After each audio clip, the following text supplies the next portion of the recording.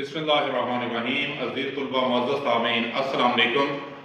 उम्मीद करता हूँ कि आप ठीक ठाक होंगे। जैसा कि आपको पता है कि जंगी हालात के पेश नज़र शॉर्टेज ऑफ फ्यूल की वजह से हमारी क्लासेस अब ऑनलाइन हुआ करेंगी। तो ऑनलाइन क्लासेस के लिए मैं आप लोगों को खुशआमदीद कहता हूँ। हमने कोशिश करनी है कि इन 20 दिन के अंदर हमारा कोर्स इसी तसल्सल के साथ चलता रहे जैसा कि रेगुलर दिनों में चलता रहेगा। इसमें मुझे आप सबका कोऑपरेशन दरकार होगी, तो उम्मीद करता हूँ कि आप बिल्कुल साथ चलेंगे। आज हमारा बड़ा ही इंटरेस्टिंग टॉपिक है। हमने पहले ट्रांसफार्मर के बारे में चीज़ें डिस्कस की हैं और ट्रांसफार्मर उससे पहले हमने मोटर के कनेक्शन और दूसरी चीज़ों के कनेक्शन स्टार और डेल्टा में वो डिस्कस किए थे। तो अब ट्रांसफार्मर को ही आगे बढ़ाते हुए आज हमने जो टॉपिक लिया है वो हमारा है जी ऑटो ट्रांसफार्मर। ये ट्रांसफार्मर की ही एक टाइप्स है जिसमें ऑटो ट्रांसफार्मर आता है। ऑटो ट्रांसफार्मर क्या होता है कि ये ऑटोमोटिवली वोल्टेज जहाँ पे हमें अपनी रिक्वायरमेंट ज़्यादा की होती है तो ये ज़्यादा कर देता है, जहाँ पे हमें कम वोल्टेज होते हैं तो ये कम वोल्टेज देता है। इसको स्टेबलाइजर वोल्टेज रेगुलेटर के तौर पे इस्तेमाल करते हैं और इसको इंडस्ट्री में भी बहुत जगहों पे इस्तेमाल किया जाता है। आपको जैसा कि सप्लाई के अंदर बहुत ज़्यादा वेरिएशन आती है, आपको इसका घरों में भी इस्तेमाल बहुत ज़्यादा हो गया है। तो आइए देखते हैं कि ये क्या है, इसके ऊपर बात करते हैं कि ये क्या होता है। तो जी तलबा, ये आप लोगों के सामने ये देखें एक ऑटो ट्रांसफार्मर बनाया गया है। इसकी ये कंस्ट्रक्शन ये दोनों तीनों तरह से होते हैं। इंडस्ट्री में इस टाइप का ऑटो ट्रांसफार्मर इस्तेमाल होता है और जो आपके छोटे लेवल पे होता है या मोटर ड्राइव में इस्तेमाल करते हैं तो वो इस टाइप का होता है। तो बेसिकली तो इसकी कंस्ट्रक्शन में फ़र्क होता है। बाहर से शेप तो डिफरेंट पर्पज़ के लिए डिफरेंट टाइप्स की बनाई जाती है, दोनों तरह की अवेलेबल होती है। तो ये देखते हैं बेसिकली ये उसको अंदरूनी उसका क्रॉस कट दिखाया गया है। ये आप देख सकते हैं गौर से कि इसकी वाइंडिंग होती है। यहाँ पे ये देखें, ये पिन पॉइंट है इसका, जहाँ से हमने इसको वोल्टेज की वाइंडिंग को सिलेक्ट करता है। आपने एक असूल पढ़ा होगा कि number of turns directly proportional to supply voltage. जितनी टर्नें बढ़ाते जाएंगे उतने ही वोल्टेज ज़्यादा बढ़ते जाएंगे। अगर सेकेंडरी के वोल्टेज कम है तो हम इसकी टर्नें, ये ऑटो स्विच ये लगा होता है मूवेबल टैपिंग, ये देखें ये टैप है और इधर इसको ये दिखाया गया है टैपिंग। तो ये मूवेबल टैप होता है, ठीक है जी। तो जैसे जैसे वोल्टेज अगर इंक्रीज़ करने हैं तो ये नीचे को आता रहता है। ये सेकेंडरी वाइंडिंग की क्या करेगा, हमारे पास प्राइमरी फिक्स आ रही है, सेकेंडरी की ये टर्नें बढ़ाता रहेगा। जैसे ही सेकेंडरी की टर्नें बढ़ेंगी तो हमारे पास वोल्टेज ये जो ES है, ये सेकेंडरी वोल्टेज है, यहाँ पे टर्नों के बढ़ने से ये बढ़ जाएंगे। अगर हमारे पास वोल्टेज किसी जगह पे ज़्यादा आ रहे हैं तो हमने अपने प्रोटेक्शन देनी है ओवर वोल्टेज से अपने आलात को, अपनी इलेक्ट्रॉनिक डिवाइसेस को या अपने ऑपरेटर्स को। तो ये उसी लिहाज से फिर ऊपर को जाएगा। इस तरह से टर्नें कम होती जाएंगी। जब ये टर्नें कम होंगी तो यहाँ पे ये देखेंगे कि ये हमारे सेकेंडरी के वोल्टेज कम हो जाएंगे। ये मूवेबल इसके अंदर टैब एक इस्तेमाल होता है। तो जैसा कि ऑटो है, ऑटो एक ग्रीक वर्ड है, वो कहते हैं जिसका मतलब होता है सेल्फ, यानी कि खुद से जो चीज़ खुद ब खुद काम करती है उसको ऑटो कहते हैं। इसी निस्बत से इसका नाम ऑटो ट्रांसफार्मर रखा है कि ये वोल्टेज को सेंस करता है कि हमारे पास वोल्टेज की हद क्या आनी चाहिए और हमारे पास बैक फुट पे आ कितने रहे होते हैं। तो उस लिहाज से ये वोल्टेज की सेटिंग करता है अपनी वाइंडिंग के मैकेनिज्म को, टर्नों को बढ़ा के या कम करके। इसमें एक चीज़ आपने याद रखनी है कि जनाब ये चीज़ कि देखें टर्न रेशो जो हमारी है, ये जो एंड वाली लाइन है ना जी, एंड वाली लाइन, इसको ज़रा फोकस करें तो इसमें देखें V2 over V1 is equal to N2 over N1 है। यानी कि इसका मतलब ये है कि हमारी जो ट्रांसफॉर्मेशन रेशो होती है कि अगर सेकेंडरी की टर्नें बढ़ाई जाएं तो सेकेंडरी के वोल्टेज भी बढ़ जाएंगे। इसी तरह जितनी टर्नें प्राइमरी की होगी उतनी ही वोल्टेज प्राइमरी साइड पे होंगे। तो ये इसका बुनियादी तौर पे जो प्रिंसिपल होता है वो होता है। तो इसके लिहाज से हम काम करते हैं। Primary and secondary winding of an auto transformer are connected magnetically as well as electrically.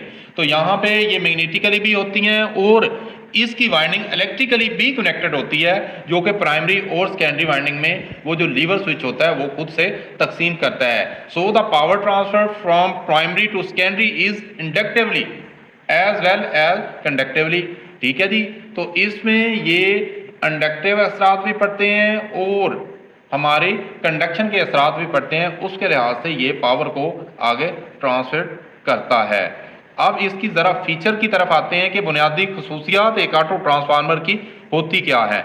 ये फर्स्ट लाइन में देखें, फर्स्ट लाइन में वो कहता है primary and secondary are not electrically isolated. ये आइसोलेटेड नहीं होती ऑटो ट्रांसफार्मर में, ये मिली होती हैं। नेक्स्ट है कि uses less copper and hence is cheaper. तो इसके अंदर कॉपर चौंके ये एक ही वाइंडिंग से काम चलाया जाता है, उसकी तकसीम करके, तो इसमें कॉपर की बचत हो जाती है और ये हमें सस्ता भी पड़ता है।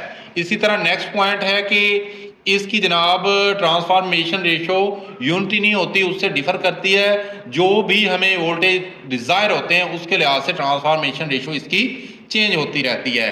फिर आगे एफिशिएंसी इसकी बहुत अच्छी होती है इस ट्रांसफार्मर की, इस्तेमाल में छोटे होते हैं, साइज में छोटे होते हैं और इसी तरह वोल्टेज रेगुलेशन के लिए बड़े ज़बरदस्त इस्तेमाल होते हैं। इसी तरह फिर जब एक ही वाइंडिंग एक दूसरे के बिल्कुल साथ लगी होती तो इसकी लीकेज भी, फ्लक्स लीकेज भी नहीं होती। फ्लक्स लीकेज होने से मैग्नेटिक लॉस नहीं होते, कॉपर लॉस कम से कम होते हैं और इसका जो मैग्नेटाइजेशन करंट होता है, मैग्नेटाइजिंग जो हो रही होती है वो भी लोअर होता है। तो इसकी केवीए रेटिंग जो है हमें अच्छी मिलती है। तो ये कॉपर जो ऑटो ट्रांसफार्मर है इसके फ़वायद हमें हासिल होते हैं। याद रखें कि ये एक ही वाइंडिंग है जो आप लोगों को सामने नज़र आ रही है, ठीक है। उसके अंदर से फिर टैपिंग बना के हम लोड के अकॉर्डिंगली आगे हासिल करते हैं, ठीक है जी। तो इसमें दो तरह से होती हैं, एडिटिव पोलैरिटी होती है, जहाँ पे वोल्टेज को स्टेप अप करना हो वहाँ पे पोलैरिटी को एडिटिव करते हैं, वहाँ पे हम टर्नों को ऐड करते हैं, वहाँ पे हम कोशिश करते हैं कि हमारी फ्लक्स कैरिंग कैपेसिटी जो है फ्लक्स की वो ज़्यादा हो ताकि हमें ज़्यादा वोल्टेज हासिल हो। सब्ट्रैक्टिव पोलैरिटी दूसरे नंबर पे आ जाती है। ये कैसे होता है जी, इसमें हम देखते हैं कि प्राइमरी पे हमें वोल्टेज ज़्यादा मिल रहे हैं, सेकेंडरी पे हमने डाउन करने हैं, तो इस बुनियाद पे सब्ट्रैक्टिव पोलैरिटी पे ये चला जाता है जिसमें ये स्टेप डाउन करता है, टर्ने हम कम इसकी करते हैं। ये यहाँ पे बनाया गया है और आपको दिखाया भी गया है। देखें ये प्राइमरी के आ रहे थे 2400 वोल्ट आ रहे थे हमारे पास, तो उसको 240 पे लेके गए हैं, ठीक है जी। शुरू में वोल्टेज 2640 आए, तो इस तरह से ये 240 वोल्ट निकाल दिए। तो ये अगर प्राइमरी साइड लें तो सेकेंडरी पे 2400 वोल्ट आएंगे, ये स्टेप डाउन होगा। तो ये देखें जो टर्नें निकालनी है 240 वोल्ट की निकालनी है। अगर हमें इसमें ज़्यादा वोल्टेज चाहिए तो ऐसे ही हम ग्रेजुअली टर्नों को ऐड करते रहेंगे यहाँ पे, ये आप देखें। तो इस तरह से ये देखें कि ये एक ही बना लिया जाता है, ये प्राइमरी साइड और इसकी सेकेंडरी साइड बना ली जाती है। यहाँ अगर इसको प्राइमरी साइड बनाना है तो इसको सेकेंडरी साइड, ये टर्नें सेकेंडरी में देखें ये टर्नें ज़्यादा ऐड कर दी जाती हैं। अगर टर्नें कम ऐड करेंगे तो उसी तरह से हमें वोल्टेज कम हासिल होंगे। ये इसकी जो कोर फीचर थे इसके, ये स्टेप डाउन मोड में चला गया। स्टेप डाउन मोड में देखें कि प्राइमरी की टर्नें ज़्यादा हैं, सेकेंडरी की हमने टर्नें कम कर दी हैं। जैसे ही ये सेकेंडरी की देखें टर्नें कम हो गई हैं तो हमें कम वोल्टेज यहाँ पे मिलेंगे। ये इसका स्टेप डाउन मोड होता है। एडवांटेज क्या है, लेस कॉपर लॉस, पहले ही बता दिया है। दो वाइंडिंग सिमिलर होती हैं, दो वाइंडिंग की बजाय एक ही इसमें बना ली जाती है। हायर एफिशिएंसी हमें मिलती है, अच्छी वोल्टेज रेगुलेशन देता है। वोल्टेज रेगुलेशन के लिए इसको हम अपनी चीज़ों के साथ इस्तेमाल करते हैं। छोटे साइज़ में मिल जाते हैं तो स्मॉल साइज़ में होने की वजह से लॉसेस कम, रेट भी कम मिलता है, ठीक है। तो इसकी जो एक्साइटेशन करंट होती है वो भी वाइंडिंग साथ साथ होने की वजह से वो भी बहुत ज़्यादा नहीं होती। तो ये इसके जनाब एडवांटेज है।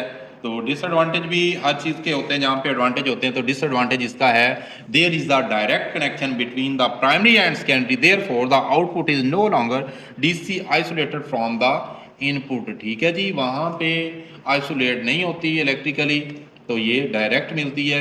N auto transformer is not safe for stepping down high voltage, बहुत ज़्यादा हाई वोल्टेज से लो वोल्टेज की स्टेपिंग डाउन के लिए बहुत ज़्यादा मिकदार में अगर हों तो ये वहाँ पे सेफ नहीं है। इसमें मसाइल वहाँ पे एग्जिस्ट करते होंगे। तो ये यूज़ कहाँ कहाँ पे होता है? सबसे पहले तो जनाब कंपनसेट करता है वोल्टेज ड्रॉप जहाँ पे हो रहे हों, वहाँ पे कंपनसेट करता है ट्रांसमिशन लाइन और डिस्ट्रीब्यूशन लाइन में, वहाँ पे ये वोल्टेज को बढ़ा के ड्रॉपेज को कंपनसेट करता है, हमारे वो पूरा करता है। ठीक है जी। तो इसको बूस्टर ट्रांसफार्मर के मकसद के लिए भी यूज़ कर सकते हैं। ठीक है। तो जहाँ पे वो मोटरों को हमें वोल्टेज कम चाहिए होते हैं, वहाँ पे ये रिड्यूसिंग वोल्टेज देता है, तो हमें कम करके देता है। तो कंटिन्यूली वेरिएबल सप्लाई देता है, हमें एक तसलसल के साथ जितनी हमें कमी बेशी चाहिए होती है सप्लाई की, वो भी फ्राहम करता है। सिंक्रोनस मोटर, इंडक्शन मोटर दोनों के साथ यूज़ होता है। टेस्टिंग लैब में इसको भी इस्तेमाल कर सकते हैं। रूरल एरियाज़ में जाए, आजकल हमारे पाकिस्तान के अंदर देहातों में मसला चल रहा है कि वोल्टेज बहुत डाउन होते हैं, तो लोग वहाँ पे अपने घरों में लगा सकते हैं, अपने अप्लाइंसेस फ्रिज एसी वगैरह को अपने पूरे लोड पे चलाने के लिए इसको इस्तेमाल किया जा सकता है। तो ये इसके डिसएडवांटेज थे। तो उम्मीद होगी आपको बहुत अच्छी तरह से लेक्चर समझ आया होगा। अगर फिर भी आपका ऑटो ट्रांसफार्मर के बारे में कोई क्वेश्चन हो तो आप कमेंट सेक्शन में ज़रूर पूछिएगा। अपना बहुत सा ख्याल रखिएगा। नेक्स्ट हम इंशाल्लाह इसकी कैलकुलेशन और फर्दर इंस्ट्रूमेंट ट्रांसफार्मर पे काम करेंगे। अपना बहुत सा ख्याल रखिएगा। मिलेंगे अपने नेक्स्ट लेक्चर में। अल्लाह हाफिज़।